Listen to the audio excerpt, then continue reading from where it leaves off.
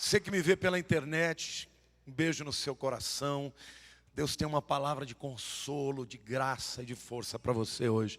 Abra o coração e recebe essa palavra que vai mudar a tua vida também, em nome de Jesus. Amém? Queria que você abrisse a sua Bíblia no livro de Hebreus, capítulo 12. Nós vamos ler os versículos 14 a 24.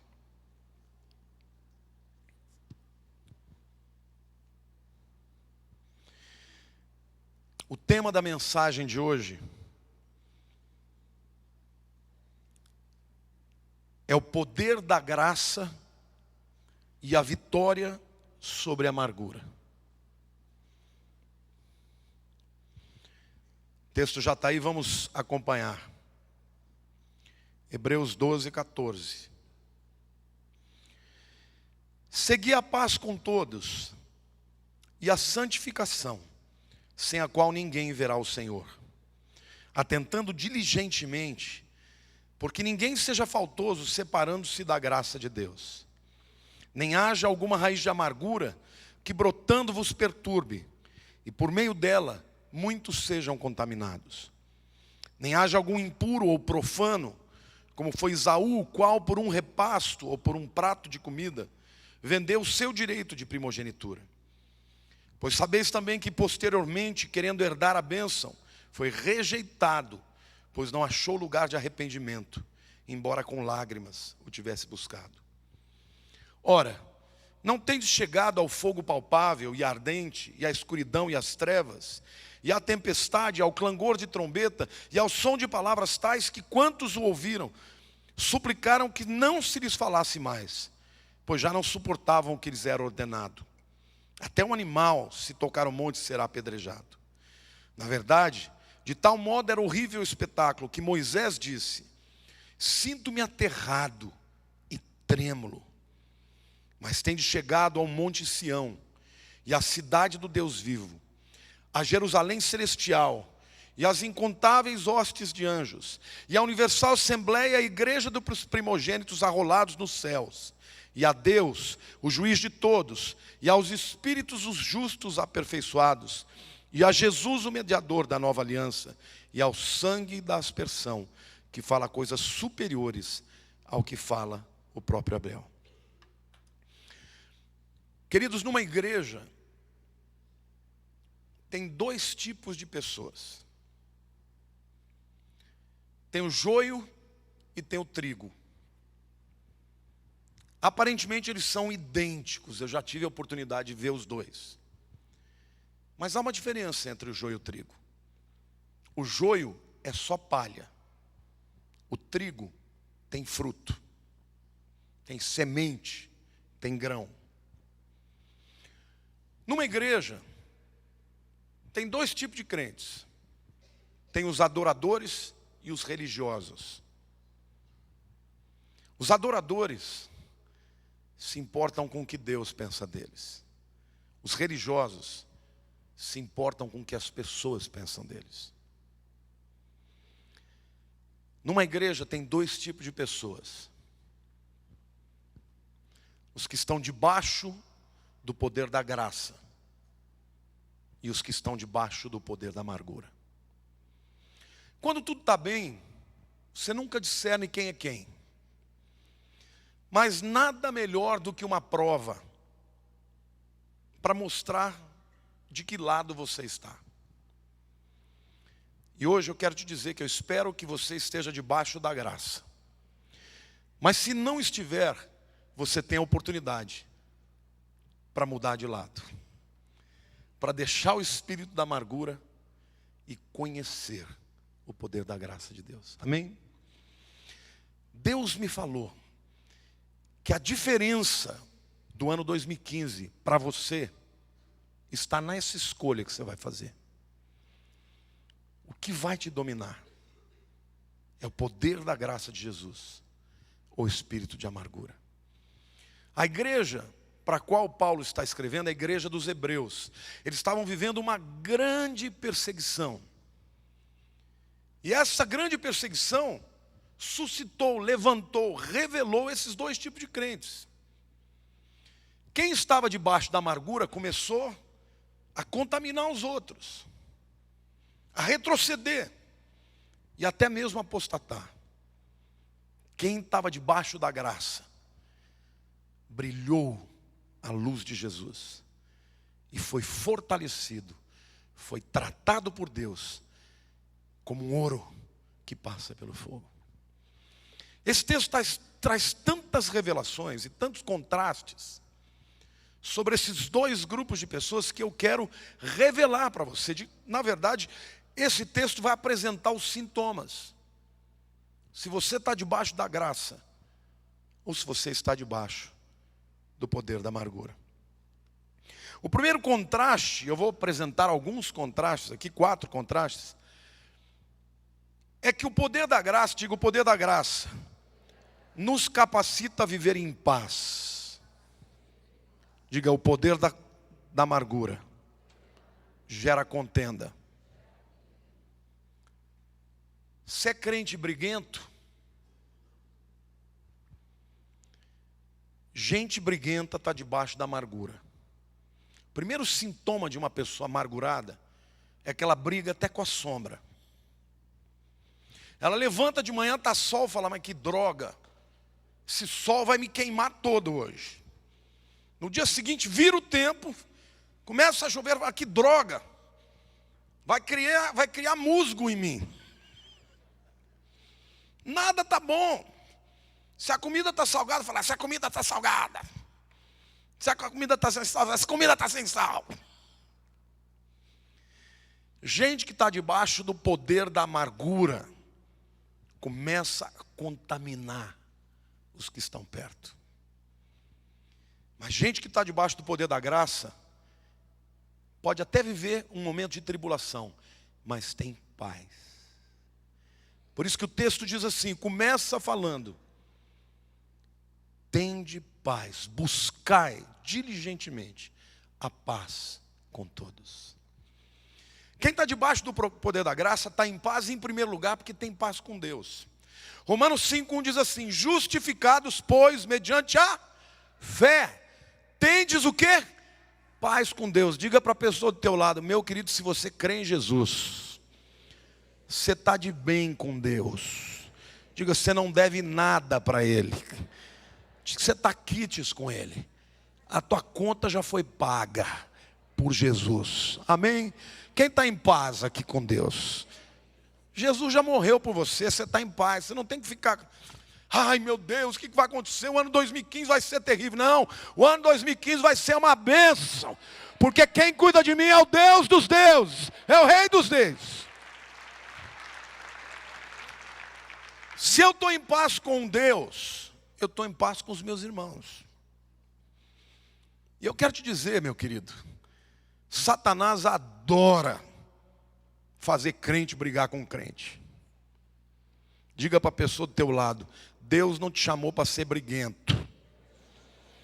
Deus te chamou para ser pacificador. A Bíblia diz, bem-aventurados os pacificadores, porque eles serão chamados filhos de Deus. Olha para o teu irmão e diga, se você é filho de Deus, Deus te chamou para ser de paz. Crente amargurado é crente briguento. Briga com todo mundo por causa de qualquer coisa. Eu quero dizer para você também, querido, que a palavra de Deus diz que o poder da graça, diga o poder da graça, fez de Jacó um príncipe. O poder da amargura fez de Esaú um derrotado. Quando você lê o texto, a figura que ele usa como exemplo de uma pessoa amargurada é Esaú. E no capítulo anterior, que é o capítulo dos heróis da fé, Jacó, o irmão gêmeo de Esaú, é citado como um homem de fé. Então eu quero mostrar para vocês na história desses dois irmãos o contraste de quem vive debaixo do poder da graça para aquele que vive debaixo do poder da amargura. Bom, para vocês entenderem por que a história gerou essa celeuma, essa guerra e essa briga entre dois irmãos, eles eram gêmeos, mas só que naquele tempo o primogênito tinha direito ao dobro da herança. E Esaú nasceu antes de Jacó. Só por ter nascido minutos antes de Jacó, ele tinha direito ao dobro de Jacó. E os dois foram crescendo, e Jacózinho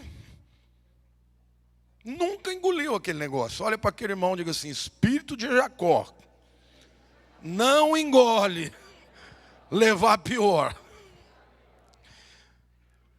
O nome Jacó, Jacobos, vem de Akev. Akev é calcanhar. Iá vem de Yad, porque ele nasceu, literalmente o nome Jacó significa mão no calcanhar. Antes de nascer, Jacó estava puxando o calcanhar de Esaú para ver se ele nascia antes. Mas não deu certo, Esaú nasceu antes. E ele cresceu, e a Bíblia diz lá em Gênesis capítulo 25, que Isaac amava a Esaú. E aí diz mais, porque ele lhe trazia muitas caças.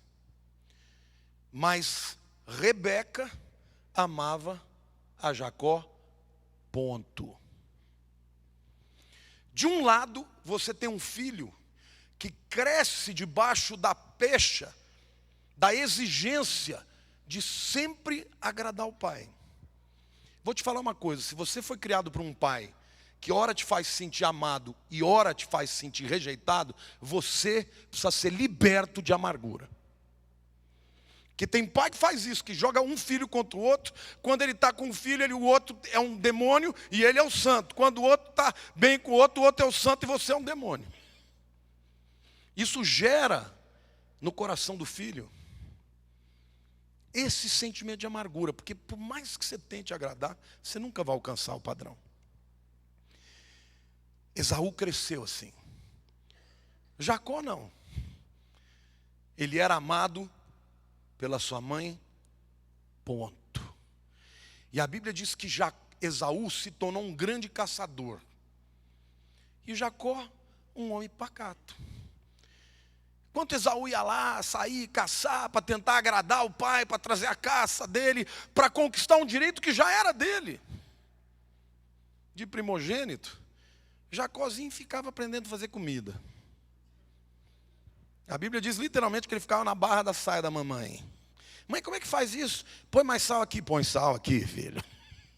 E um dia, eles já eram adultos, Esaú vai caçar e volta faminto. Quem aqui já sentiu o cheiro de churrasco depois de estar morrendo de fome? E ele chegou e foi sentindo aquele cheiro, ele já foi direto na panela. Jacó, o que você está fazendo aí? Me dá um pouco disso. Jacó falou, não empresto e nem dou, eu vendo. É mesmo? O que você quer cobrar de mim? Não, eu quero a tua primogenitura, o direito da primogenitura. Esaú falou assim, o que me serve essa primogenitura? Dá aí esse prato de comida. E ele vendeu o direito de primogenitura para Jacó. Passaram os anos e Esaú achou que aquela atitude não ia ter nenhuma consequência na vida dele. Mas Isaac já estava velhinho, cego, no leito de morte. E aí o Jacózinho, que não tinha desistido ainda da primogenitura, chega na mãe e fala, mãe, ele já me vendeu, ele não interessa isso, eu quero. Só que meu pai não vai me dar, então faz o seguinte. Rebeca falou, você bota a roupa de Esaú e finge que é Esaú. Aí ele literalmente botou, porque Esaú era ruivo, peludo, Jacó não tinha pelo. E ele chega perto do pai e fala, oi pai, aqui é o Esaú. Me abençoa com a primogenitura. Isaac fala, engraçado, você está falando que você é Esaú, mas está com a voz de Jacó. Aí Jacózinho falou assim, não, passa a mão aqui, ó, sou peludo. Aí Isaac passou e falou, é verdade, deixa eu sentir o teu cheiro. É o cheiro de erva do campo, você é Esaú. Jacó, oh, glória a Deus. Abençoou com a primogenitura. Vai embora, daqui a pouco chega Esaú. E quando ele chega lá, fala: pai, agora me abençoa com a primogenitura. Isaac fala: pera lá, eu já te abençoei. Esaú falou: não, não era eu estava no campo. Mas então quem era? Jacó. Ele me enganou, pai, ele te enganou. Isaac falou: o que eu fiz, eu não volto atrás. Abençoei, está abençoado. E naquele momento, a amargura que já existia no coração de Esaú fez ele odiar o seu irmão, a ponto de Jacó ter que fugir dali e ir para Harã, a terra da sua mãe, onde ele ficou 20 anos. Mas acontece, meu querido, que a Bíblia diz que um pecador que faz um monte de besteira, mas que deseja a bênção de Deus demais, tem primazia diante daquele que rejeita a bênção de Deus. Diga para a pessoa do teu lado: ninguém vai receber a bênção da primogenitura por merecimento, porque só se recebe a primogenitura pela graça. E quando o livro de Hebreus, no capítulo 11, na galeria da fé, fala de Jacó, Jacó fez muitas coisas, foi um homem que tem muita história para contar, tem muitos capítulos do livro de Gênesis que fala sobre ele. Traiu o irmão, traiu o pai, fugiu para Harã, encontra com Deus num lugar quando ele tem um sonho, vê uma escada de anjos subindo e descendo, e vê o Senhor Jesus no topo, e quando ele acorda, ele fala: essa é a casa de Deus, chamou aquele lugar de Betel. Jacó vai para Harã, e lá passa 20 anos, casa com 2 filhas de Labão, seu tio. Bom, a história dele é longa. A única coisa que a galeria da fé fala de Jacó, e portanto, na minha opinião, a coisa mais importante, está lá em Hebreus 11, 21, que diz assim: pela fé, diga pela fé, Jacó, quando estava para morrer, abençoou cada um dos filhos de José, e apoiado sobre a extremidade do seu bordão, adorou. Qual é a única coisa que a galeria da fé relata sobre Jacó? Ele, no final da vida, abençoando os seus 2 netos, filhos de José, Manassés e Efraim. Lembrem-se, o direito da primogenitura era de Esaú. Quem recebeu? Jacó. Nesse momento, Jacó está abençoando os filhos de José, porque José, apesar de ser o penúltimo filho, foi ele que recebeu a primogenitura. E agora ele está diante de 2 netos, Manassés, que era o primogênito, e o segundo, que era Efraim. Eu quero 2 pessoas aqui que estejam dispostas a ajoelhar aqui na minha frente, por favor. Que o que eu vou fazer, eu preciso... Não, preciso de 2 homens. 2 homens, pode vir aqui, Fábio. Por favor, vocês 2. Ficam de joelho aqui, voltados para mim. Como se estivesse na presença do padre, para casar. Ou do pastor. Como é que você chama, meu irmão? Emanuel, Fábio. Na tradição judaica, funcionava da seguinte maneira: a mão direita era sempre para o primogênito. Então, quem que tinha que receber a bênção da mão direita? Manassés, que é o Emanuel. A mão esquerda também tinha bênção, mas não era bênção dobrada. Era a bênção metade, que vinha sobre Efraim. O que José fez na hora dele orar?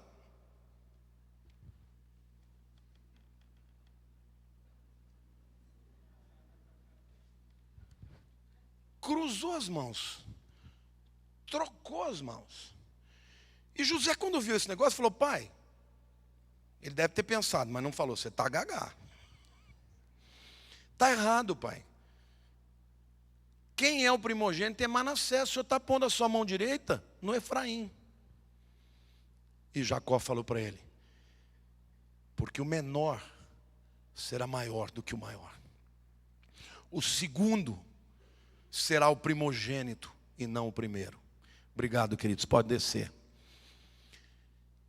E foi exatamente isso que o livro da Galeria da Fé diz como a obra mais importante de Jacó. O que isso tem a ver?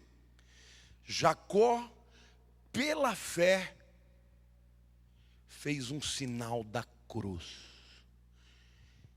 Porque ali, naquele ato profético, estava sendo descrito para todos nós, que um dia lá na cruz do Calvário, o primogênito Jesus abriria mão da sua primogenitura para que nós, os segundos, pudéssemos receber a primogenitura. Ele trocou a sua primogenitura com a nossa maldição. A bênção que era dele veio para nós, a maldição que era nós veio para ele. Por causa da cruz, diga para a pessoa do teu lado, ninguém recebe a bênção da primogenitura, a não ser pela graça. Meu querido, eu quero que você entenda que o favor de Deus não se paga, o favor de Deus se recebe. O ano que vem você não vai merecer a bênção de Deus para vencer as lutas que virão. Você vai vencer porque Deus te ama, ponto. Esaú achava que tinha que merecer a bênção. E um dia estava com o saco cheio, me perdoem, mas tem coisa que só falando assim para a gente explicar direito. Naquela situação ele chega, provavelmente falando, eu tenho que ficar caçando servo, caçando todo tipo de animal para encher o bucho do meu pai. Aí chega lá, vê o Jacózão fazendo a comidinha. Vendeu a benção. É igual o crente que está cansado de trabalhar para Deus e não vê a recompensa. Conhece gente assim?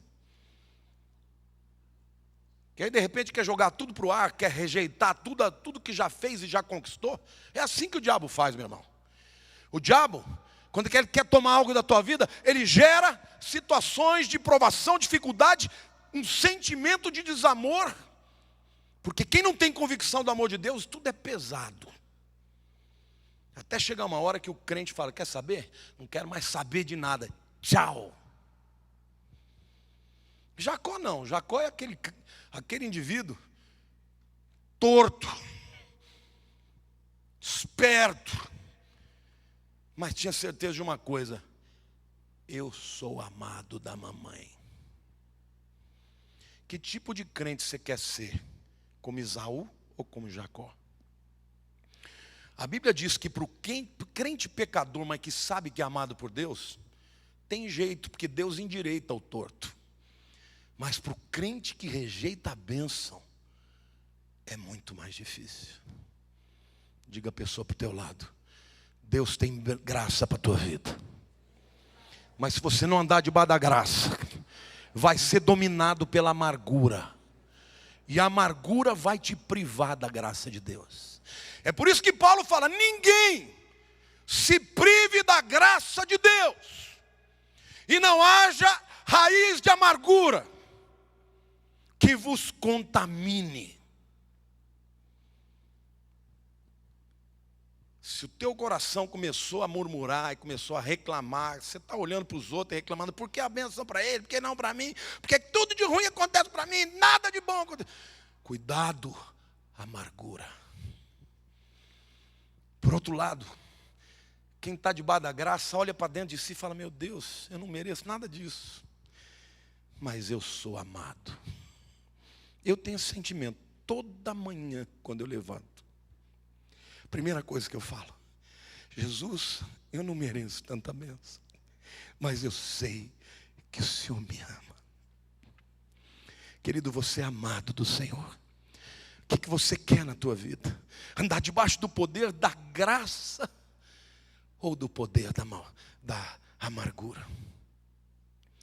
Diga para a pessoa ao teu lado, a bênção da primogenitura vem pela cruz. Jacó foi lembrado não pelos erros que ele cometeu. Porque como Jacó, ele fez um monte de besteira, mas o dia que ele encontrou Jesus, ele se tornou Israel. E Israel é príncipe de Deus. Porque ele experimentou a graça, ele foi transformado e se transformou no pai da nação de Israel. Um homem favorecido por Deus. Isso é tão tremendo, meu irmão, que quando ele vai para Harã, ele chega lá e ele conhece Raquel e se apaixona por ela. E aí ele chega para Labão, o tio dele, e fala: escuta, tio, eu quero casar com Raquel. Ele falou: vai ter que trabalhar 7 anos para mim, negão. Ele trabalhou 7 anos por Raquel. Terminou os 7 anos, falou: vamos fazer um casamento? Vamos. Chegou na hora do casamento, estava Lia, que era a irmã mais velha. Aí Jacó falou: mas eu trabalhei por Raquel. Ele falou: aqui o costume é assim, tem que casar com a mais velha. Aí ele teve que levar a mais velha. Só que ele falou: mas espera lá, eu quero a Raquel. E aí Labão falou: tudo bem, eu vou te entregar a Raquel agora, mas depois tem que trabalhar mais 7 anos por ela.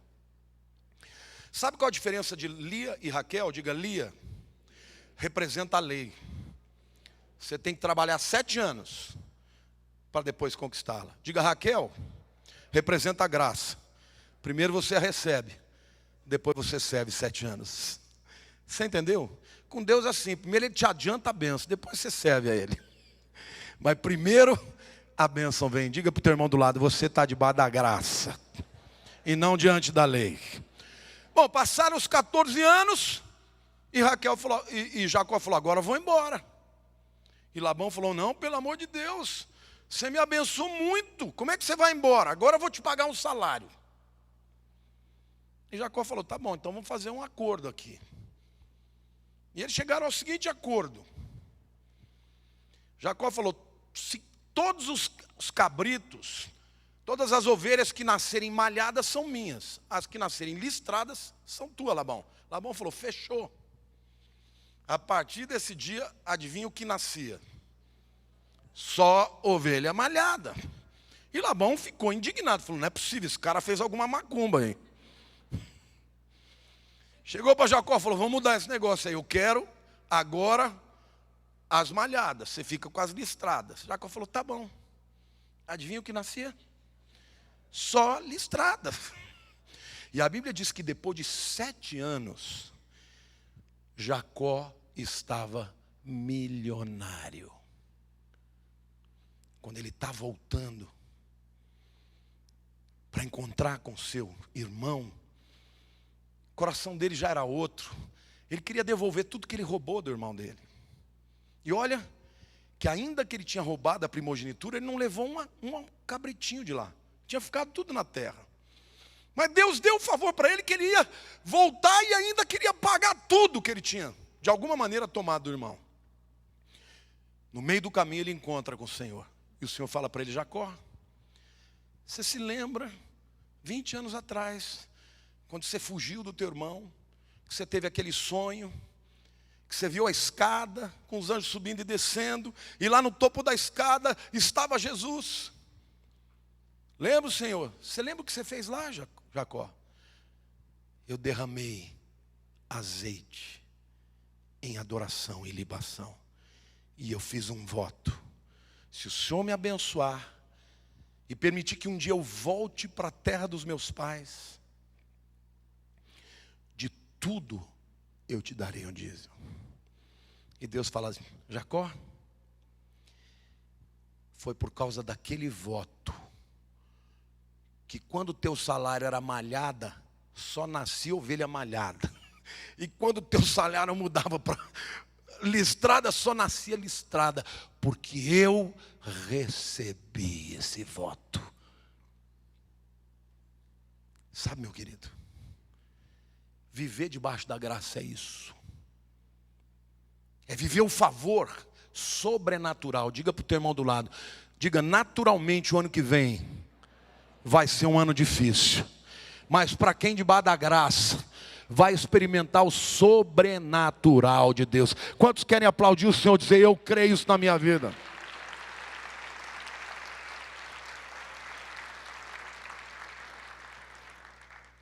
É sobre isso que a Bíblia fala de Jacó, que se tornou um príncipe. Mas Esaú que é aquele que está debaixo do poder da amargura. Olha o que a Bíblia diz, Hebreus 12, versos 15 e 16. Atentando diligentemente, porque ninguém seja faltoso, separando-se da graça de Deus, nem haja alguma raiz de amargura que brotando vos perturbe, e por meio dela muitos sejam contaminados, nem haja algum impuro ou profano, como Esaú, o qual por um prato de comida ou repasto, vendeu o seu direito de primogenitura.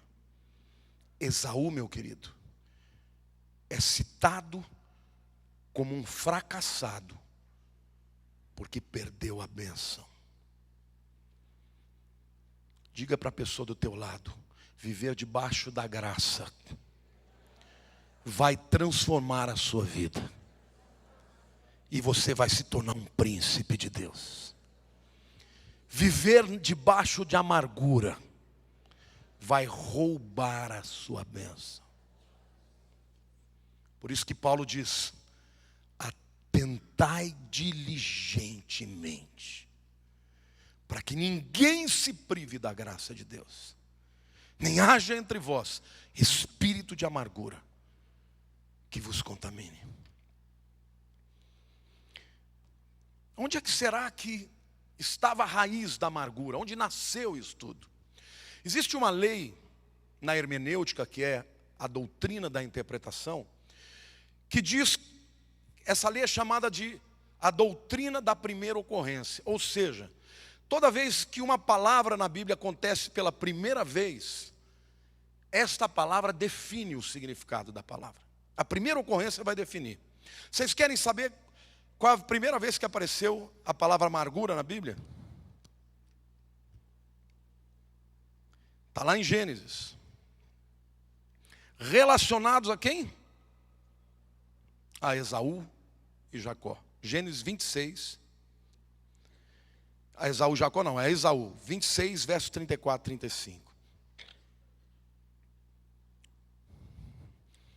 Tendo Esaú 40 anos de idade, tomou por esposa Judite, diga Judite, filha de Beeri, Eteu, e a Basemate, filha de Elon, Eteu. Ambas se tornaram amargura de espírito para Isaque e Rebeca.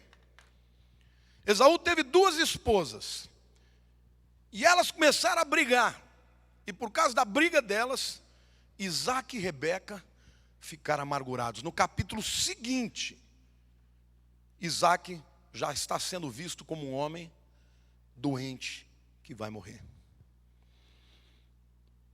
O início, a primeira vez que a palavra amargura aparece na Bíblia, está relacionada às duas noras de Isaque e Rebeca. Elas eram Judite, diga Judite, diga Judite vem de Erudá, diga Judá. E o segundo a segunda chama Basemate. O que significa Judite? O nome Judite significa louvada. E os rabinos dizem que ela era louvada porque ela era bonita. A primeira amargura aconteceu porque uma era bonita e a outra era feia. Ou era menos bonita. E o nome Basemate ou Bashemate no hebraico significa perfume ou veneno. E o que é amargura? Veneno no coração. A primeira vez que a palavra amargura aparece na Bíblia, está num contexto, numa disputa de ciúmes. Gente amargurada é gente que se sente traída. Eu não recebi o que eu merecia. Por que Deus não me fez magro com cabelo? Oh Deus! Por exemplo, o Kiko. Só cabelo estava bom, porque magro ele já é.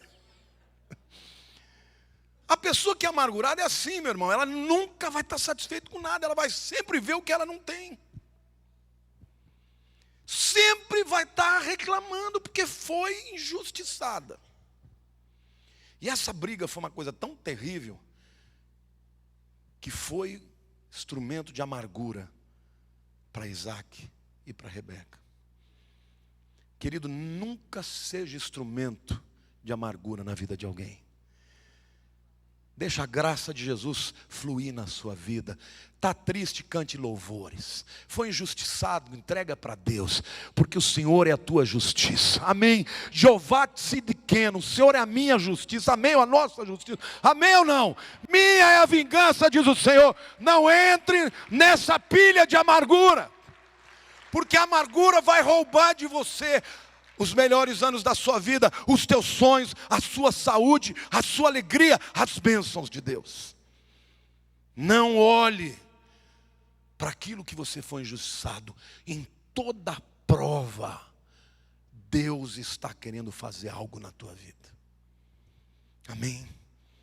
Ah, pastor, você não sabe as lutas que eu já tive.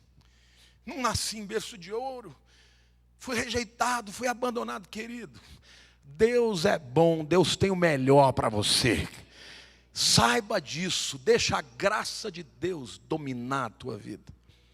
Jacó foi um homem simbolizado pela graça, porque ele, não valendo nada, recebeu a primogenitura.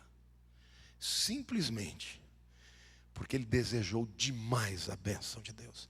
Quantos desejam a bênção de Deus? Eu comecei dizendo que adorador se importa com o que Deus pensa dele. Religioso se importa com as aparências diante dos homens. Se você desejar muito a Deus e a bênção dele, querido, ele vai dar um jeito de te abençoar.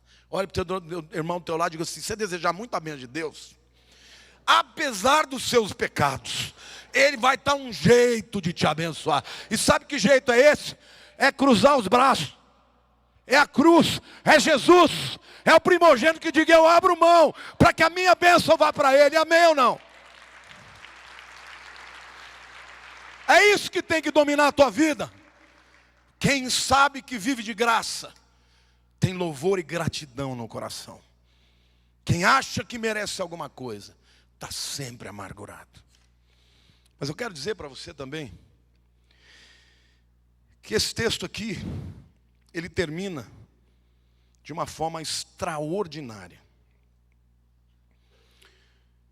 Ele termina, os versos 18 a 25, fazendo uma comparação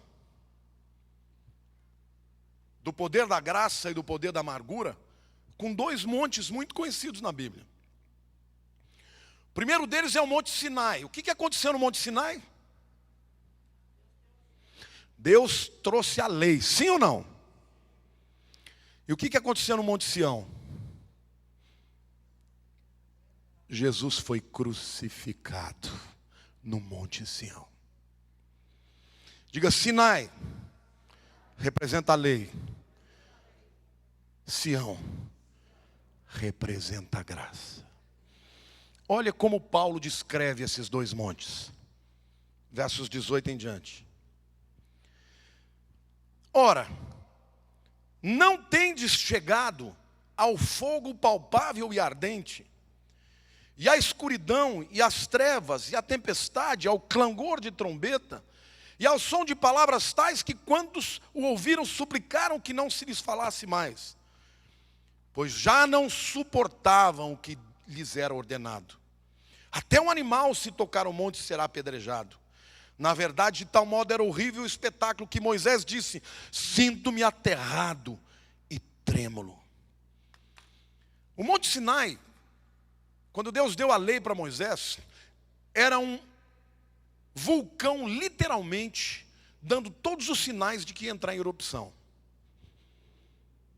Moisés sentiu tremor de terra, a movimentação das placas sísmicas que iam liberar o magma da terra, a fumaça negra que estava saindo de lá.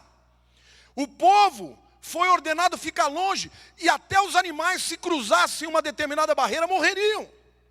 E Moisés, que estava lá para receber a lei, diga assim: Moisés, o melhor da lei, diante do Sinai, ficou aterrorizado.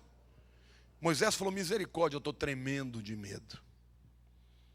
E Paulo falou: vocês não estão chegando no monte, vocês não chegaram mais no Monte Sinai.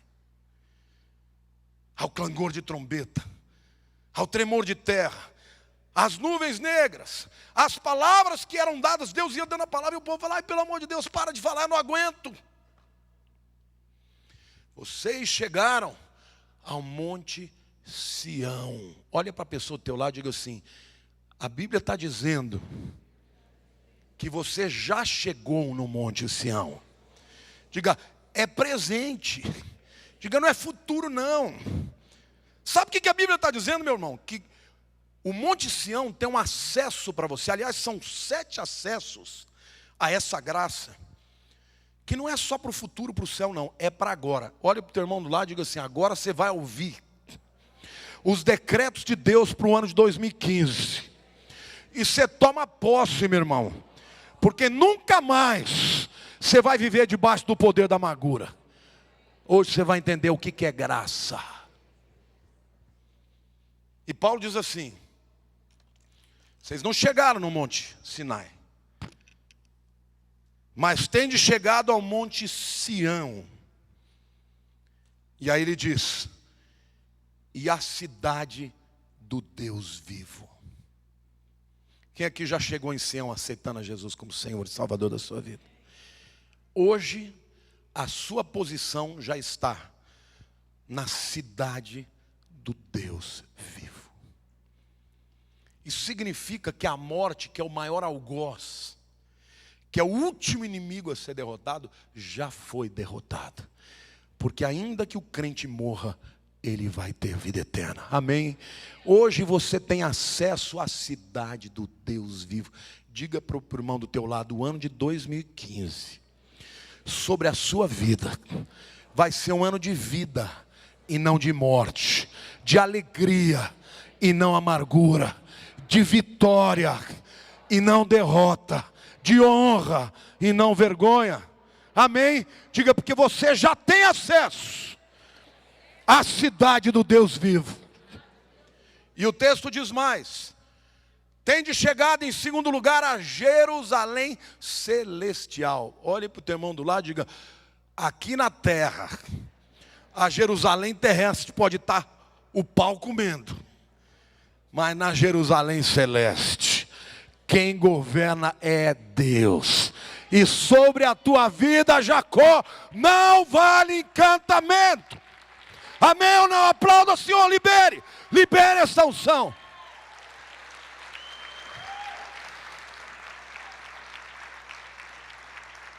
Pare de ficar olhando para a economia. Aí subiu o dólar, a bolsa caiu, o valor da ação da Petrobras está R$8.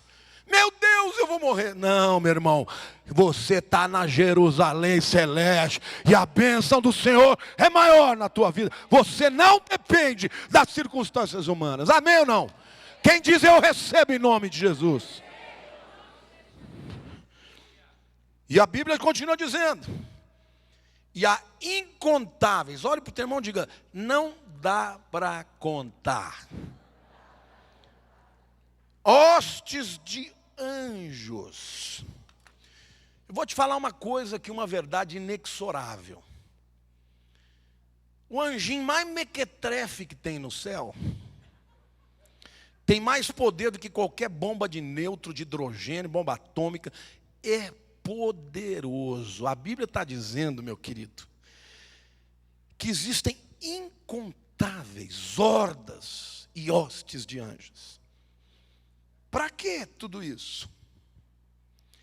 A Bíblia diz que eles são ministradores a favor daqueles que hão de herdar a salvação. Você já herdou a salvação? Você já chegou em Sião? Querido, tem anjo para dar com pau ao seu favor. Quando você estiver vivendo uma luta, clama: Deus, manda uns anjinhos. Pode ser só uns 150 mil. Fica tranquilo, meu filho, lá que aqui eu tenho bilhões. A Bíblia está dizendo que nós já chegamos a Sião, onde há incontáveis hordas de anjos. Você não pensa que é brincadeira, não. A Bíblia diz que o anjo do Senhor acampa ao redor dos que o temem e os livra. Deus tem anjo na tua vida, tem anjo da guarda, tem anjo de tudo para te abençoar. Minha mãe disse que quando eu era pequeno, que os anjos que ficavam comigo eram tão poderosos, que senão eu caía em tacho de coisa queimando, eu subia em lugar alto. Eu me lembro que meu avô construiu a Catedral de Olímpia. Até hoje, a maior do interior. Imagine, a torre tinha 14 andares. Eu com 5 anos de idade, ela olhou assim da sacada da minha casa, ela olhou e viu eu e a minha irmã, os dois sentadinhos com a perna balançando assim, ó, olhando para o precipício. E os anjos segurando. Tem um plano para esse menino aí. Querido, Deus tem anjos para cuidar de você. Você tem medo do quê? Deixa o Senhor operar, porque na hora da prova é que aqueles que são de Deus vão se destacar. Amém ou não? 3 homens, na verdade 3 jovens foram arrancados da sua terra. Em Jerusalém foram levados para a Babilônia. Eles receberam nomes babilônios: Sadraque, Mesaque e Abdinego.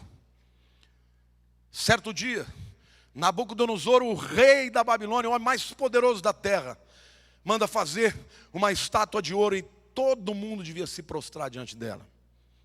E foram convocados todas as pessoas, e esses 3 jovens estavam lá e não se prostraram. Quando Nabucodonosor olhou, ele viu tudo, todo mundo ajoelhado, mas ele viu principalmente 3 pessoas que não ajoelharam.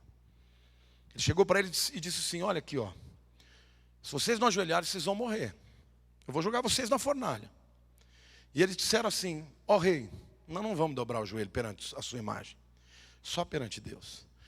Pois saiba de uma coisa, Deus tem poder para me livrar, mas se não livrar, glória a Deus, mesmo assim eu não vou dobrar o joelho.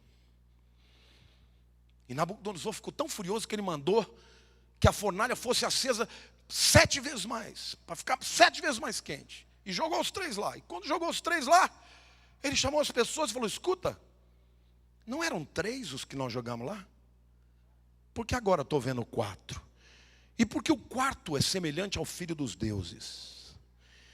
Querido, a prova na tua vida, se você estiver debaixo da graça, é só instrumento para Jesus chegar mais perto de você. Amém? Quantos querem receber essa palavra? Não importa se o ano 2015 vai ser um ano difícil para o Brasil, para você vai ser um ano de favor. Você recebe essa palavra, você recebe e toma posse em nome de Jesus. Então aplauda ao Senhor, diga: eu creio. Mas o texto diz mais, que quem chega a Sião, chega à universal assembleia, igreja dos primogênitos, arrolados nos céus. Deu para notar que eu falei que é plural, primogênitos? Sim ou não? Quem que é o nosso primogênito? Jesus. Por que ele está falando de primogênitos?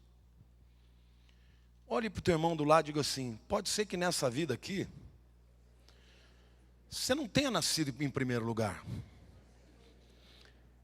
mas diante de Deus agora, você é primogênito. Literalmente a Bíblia está dizendo que todos nós somos primogênitos e portanto temos direito à porção dobrada. Quantos querem aplaudir o Senhor? Dizer: eu creio em nome de Jesus. Amém ou não? Você é primogênito, meu irmão. Espiritualmente hoje todos nós somos primogênitos. Não tem mais essa história de um ter mais do que o outro, a injustiça humana. Deus vai fazer justiça a você. Você crê nisso? O texto continua dizendo que Sião nos dá acesso à sala do trono. Por que eu sei que é a sala do trono? Porque o texto diz que nós chegamos a Deus, o juiz de todos, e aos espíritos dos justos aperfeiçoados, e a Jesus, o mediador da nova aliança. Meu querido, nós temos 3 elementos aqui extraordinários. Em primeiro lugar, a Deus e o juiz de todos. Onde é que Deus está? Na sala do trono. Quantos aqui têm medo de chegar na presença dele porque ele é o juiz de todos? Mas a Bíblia diz: você não tem medo não. Porque do lado dele, à destra dele, está Jesus, o mediador de uma nova aliança. Diga para o teu lado: você tem o melhor advogado do universo. Você sabe quem é o promotor de acusação? É o diabo. Você sabe quem é o advogado de defesa? É Jesus. Adivinha quem ganhou a causa? Jesus ganhou a causa. E se você que era o pecador, ainda sai dali aperfeiçoado. Olha para o teu irmão do lado e fica: querido, não tem como fugir dessa. Chegou a Sião, vai ser aperfeiçoado, vai ser transformado. Como Jacó vai se tornar um príncipe. Amém ou não? O diabo, o acusador, já foi derrotado. E você que se entregou a vida para Jesus, já está perdoado. Aplauda, Senhor. Diga: eu creio.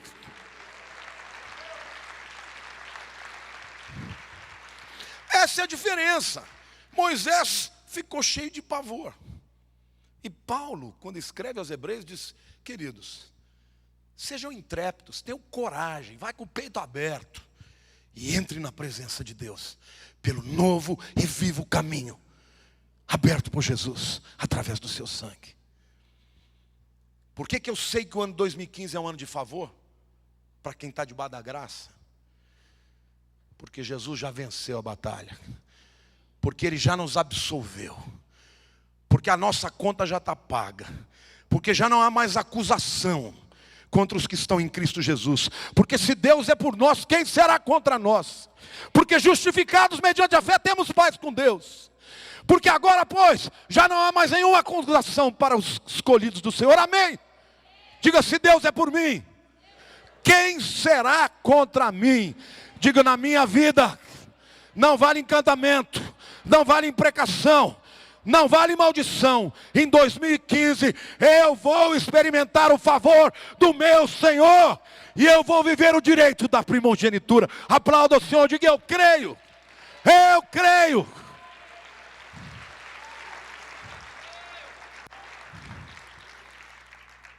E eu deixei o melhor para o fim. Nós chegamos a Jesus, o mediador da nova aliança, e ao sangue da aspersão, que fala coisas superiores ao que fala o próprio Abel. Quantos aqui sabiam que o sangue fala? Diante de Deus, todo o sangue derramado tem uma voz. Quando Caim matou Abel por inveja, Deus procura Caim e fala: Caim, o que é isso que você fez? A voz do sangue do seu irmão Abel está clamando desde a terra. Você sabe o que a voz do sangue de Abel clama? Diga assim: vingança. Mas Paulo está dizendo que a voz do sangue de Jesus, o sangue da aspersão, também clama. E clama com uma voz superior ao sangue de Abel. Você sabe o que o sangue de Jesus clama, meu irmão? Pai, perdoa-lhes, porque não sabem o que fazem. Debaixo da lei, olho por olho, dente por dente, sangue por sangue.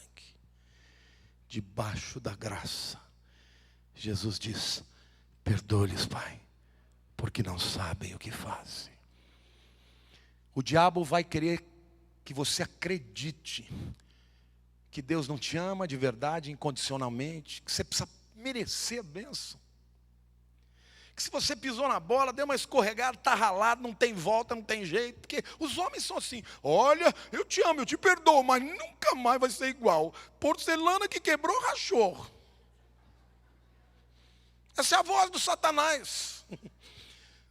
A voz de Jesus é assim: quebrou, eu conserto. O vaso está ruim, está quebrado, eu quebro, amasso, amaceto, mas faço de novo para a minha glória. Amém ou não, queridos? Eu quero te declarar o Espírito da graça.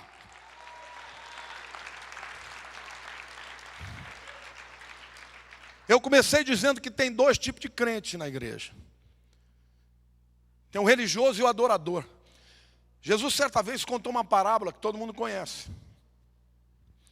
do filho pródigo. E o filho pródigo foi um indivíduo que pecou tudo. Certo dia ele chegou para o pai e falou: quer saber, dá minha herança, eu não quero mais ficar aqui. Mas por que, filho, você tem tudo? Dá minha herança, estou vazando. E foi embora. Torrou tudo com mulherada, com sexo, com droga, com comilança, até acabar. Aí um dia ele estava lá comendo comida de porco e falou: quer saber, eu vou voltar para a casa do meu pai, porque na casa do meu pai até os servos vivem melhor do que isso. E quando ele está voltando, o pai já está esperando de braços abertos. Quando o pai chega, ele bota o anel no dedo, o pai bota o anel no dedo, sandália nos pés, roupa nova, vende não, que vende, estou vendido aqui. Manda os servos buscarem o novilho cevado. Eu já falei sobre isso no início da mensagem. Quando você prega 3 vezes, você não sabe se você falou no primeiro culto, no segundo ou no terceiro. Mas o que eu quero destacar aqui para vocês é que quando o filho mais velho vai chegando, ele ouve aquela balbúrdia, ele fala: o que está acontecendo, hein? E o servo dele fala assim: não, teu irmão voltou. Teu pai mandou matar um novilho mais gordo, estão fazendo um churrascão. O cara enfureceu, falou: o quê? Eu estou aqui ralando, malhando, nunca ele me deu um cabritinho. Agora chega esse indivíduo aí que perdeu tudo e ele vai dar um churrascão. E ele foi falar com o pai injuriado. Você já viu crente injuriado?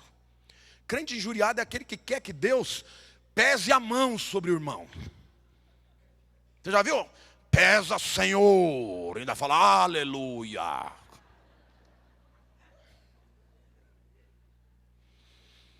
Mata ele, Deus.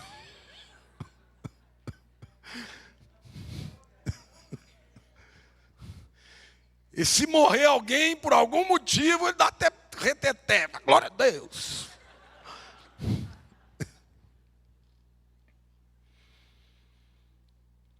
E ele chegou para o pai e falou assim, o pai falou: filho, você esteve aqui a vida inteira comigo. Tudo que é meu é teu. Você não precisava de um novilho, você podia ter quanto você quisesse, para fazer quantas festas você quisesse. O irmão mais velho, meu irmão, representa os judeus, que achavam que mereciam serem filhos de Deus, o povo de Deus. E veio Jesus oferecendo graça, eles falaram: não queremos isso aí não. Eles rejeitaram Jesus, sabe quem aceitou? Os pecadores, as prostitutas, os ladrões, um Zaqueu da vida, que vinha de bom grado: eu aceito a tua graça, eu me perdoo, perdoo, vem cá. E eles foram, e Jesus falou: os judeus não me aceitaram, os gentios me aceitaram. Olhe para o teu irmão do lado: você que é gentio, é o filho pródigo, é o que recebeu a primogenitura, a porção dobrada. Diga mais: você não deve deixar que o inimigo implante amargura no seu coração, porque a amargura vai roubar a graça da tua vida. Amém? E o Senhor me mandou orar por vocês aqui hoje, e declarar e profetizar um ano de favor para a tua vida. Você sabe o que é favor? É aquela coisa que você chega no lugar, a porta abriu, porque alguém abriu. Quem quer experimentar isso? Ah, não, pastor, mas eu quero merecer. Não, eu quero o favor. Não se esqueça, na graça, primeiro vem a bênção, depois vem o serviço. Na lei eu tenho que pagar para receber. Na graça, primeiro Deus me abençoa, e como resultado, eu sou grato a Ele. Estar debaixo da graça é isso. É poder passar pela tribulação, sem perder a esperança, sem perder a fé, tendo certeza que Deus está com você. Jesus disse: eis que estou convosco todos os dias, até a consumação dos séculos. Os bons e os ruins. Quando você sente, quando você não sente. Isto é viver debaixo de graça. Feche os seus olhos, meu querido.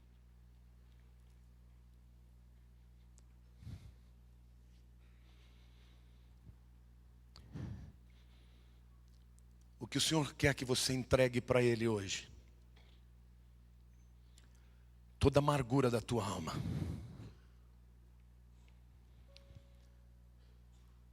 Às vezes a gente escorrega, a gente fracassa, a gente pisa na bola. Às vezes as coisas não dão certo. Mas isso não quer dizer que Deus não te ama. E não quer dizer que Ele não está ao seu lado. Se você hoje, meu querido, discerniu algum sinal, algum resquício de amargura na tua vida, entrega no altar do Monte Sião. Porque lá na cruz, o nosso irmão mais velho disse: está consumado. Pai, tudo o que tinha que ser feito para que os meus irmãos, os pecadores, se tornassem filhos de Deus e primogênitos, já foi feito. Agora é o momento de você colocar os teus sonhos, as suas dores, suas tristezas, as suas mágoas diante de Deus. E você adorá-lo e dizer: Senhor, eu não sei porque essas coisas acontecem para mim, mas numa coisa eu sei: o Senhor me ama muito mais do que eu mereço, muito mais do que eu compreendo.